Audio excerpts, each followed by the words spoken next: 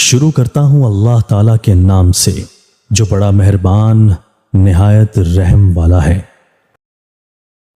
حضرت سیدنا ابو ہریرہ رضی اللہ تعالیٰ عنہ سے مروی ہے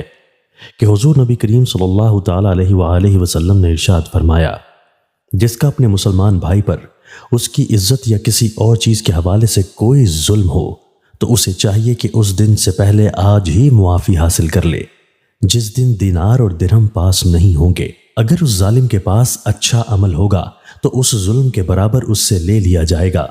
اگر اس ظالم کے پاس نیکیاں نہ ہوں گی تو مظلوم کی برائیاں لے کر اس ظالم کے کھاتے میں ڈال دی جائیں گی۔ دوسروں کا بوجھ کوئی نہ اٹھائے گا۔ حدیث پاک میں ہے کہ ظلم کرنے والے کے پاس مظلوم کو دینے کے لیے نیکیاں نہیں ہوں گی تو اس صورت میں مظلوم کے گناہ اس پر ڈال دیے جائیں گے، حالانکہ قرآن مجید میں ہے۔ ترجمہ: اور کوئی بوجھ اٹھانے والی جان دوسرے کا بوجھ نہ اٹھائے گی۔ اس کا جواب دیتے ہوئے علامہ بدر الدین فرماتے ہیں،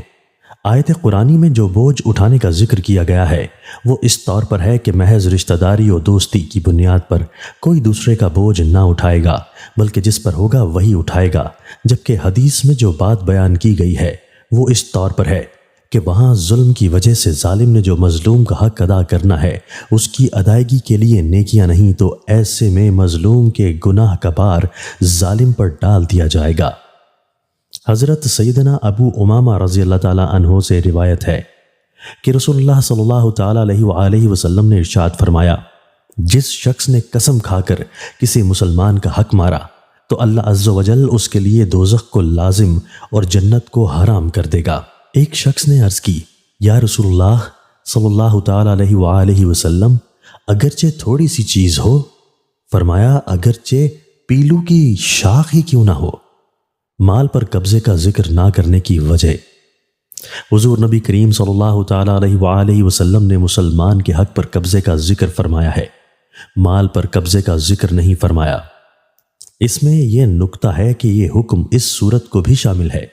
جس میں مسلمان کا مال نہ ہو بلکہ حق ہو، مثلا مردار کی کھال اور گوبر کہ یہ نجس ہے اس لیے مال نہیں، لیکن اس سے نفع اٹھایا جا سکتا ہے اس لیے وہ مسلمان کا حق ہے۔ اسی طرح اپنی ازواج میں باریوں کی تقسیم کہ یہ بھی مال نہیں لیکن مسلمان یعنی ازواج کا حق ہے، لہٰذا جو شخص جھوٹی قسم کھا کر کسی مسلمان کے حق کو مارنا چاہے گا وہ بھی اس وعید میں داخل ہوگا۔ حضور نبی کریم صلی اللہ تعالیٰ علیہ وآلہ وسلم کا یہ فرمان کہ اس پر جہنم لازم ہے اور جنت حرام،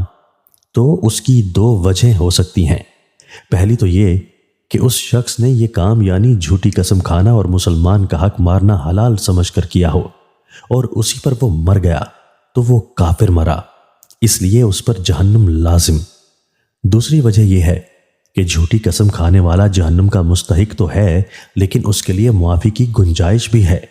کہ ابتدا میں اسے نیک لوگوں کے ساتھ جنت میں جانے سے روک دیا جائے گا اور سزا پوری ہونے کے بعد اسے جنت میں داخل کر دیا جائے گا۔ علامہ محمد بن علان شافعی علیہ رحمۃ اللہ فرماتے ہیں، یہ وعید یعنی جہنم کا لازم ہونا اور جنت کا حرام ہونا اس وقت ہے کہ جب وہ شخص توبہ کیے بغیر مر جائے، اور اگر اس نے سچے دل سے توبہ کر لی، اس فعل پر نادم بھی ہے اور حقدار کو اس کا حق ادا بھی کر چکا ہے تو یہ وعید اس سے ساقط ہو جائے گی۔ حضرت سیدنا عدی بن عمیرہ رضی اللہ تعالیٰ عنہ سے روایت ہے کہ میں نے رسول اللہ صلی اللہ تعالیٰ علیہ وآلہ وسلم کو یہ فرماتے ہوئے سنا، ہم تم میں سے جسے کسی کام پر مقرر کریں وہ ایک سوئی یا اس سے زائد کوئی چیز چھپائے تو یہ خیانت ہے جسے وہ قیامت کے دن لائے گا۔ ایک سیاہ فام انصاری آپ صلی اللہ تعالیٰ علیہ وآلہ وسلم کی طرف کھڑا ہوا،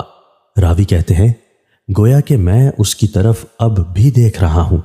پھر اس نے عرض کی، یا رسول اللہ صلی اللہ تعالیٰ علیہ وآلہ وسلم، آپ نے مجھے جس کام پر مقرر کیا ہے مجھ سے وہ کام واپس لے لیجئے۔ آپ صلی اللہ تعالیٰ علیہ وآلہ وسلم نے فرمایا، تمہیں کیا ہوا؟ عرض کی، میں نے آپ صلی اللہ تعالیٰ علیہ وآلہ وسلم کو اس طرح فرماتے ہوئے سنا ہے۔ ارشاد فرمایا، میں تو اب بھی یہی کہتا ہوں کہ ہم جسے کسی کام پر مقرر کریں تو اسے تھوڑا اور زیادہ سب کچھ لانا چاہیے، پھر اس میں سے جو دیا جائے وہ لے لے اور جس سے روکا جائے رک جائے۔ معمولی شے کی خیانت بھی گناہ کبیرہ ہے۔ علامہ محمد بن علان شافعی علیہ رحمۃ اللہ فرماتے ہیں، اس حدیث پاک میں خیانت کرنے والے عامل کے لیے بہت سخت وعید بیان کی گئی ہے۔ اگرچہ خیانت معمولی سی چیز کی ہی کیوں نہ ہو، تب بھی یہ گناہ کبیرہ ہے، اور خیانت کرنے والے کے لیے توبہ کے ساتھ ساتھ اس چیز کو واپس لانا بھی ضروری ہے۔ امام قرطبی فرماتے ہیں، اس حدیث پاک سے معلوم ہوا کہ عامل اس مال میں سے اجرت کے طور پر کچھ بھی نہیں لے سکتا، نہ اپنے لیے نہ ہی کسی اور کے لیے۔ ہاں، اگر وہ حاکم اسے اجازت دے جس کی اطاعت اس پر لازم ہے تو لے سکتا ہے۔ اللہ عز و جل سے دعا ہے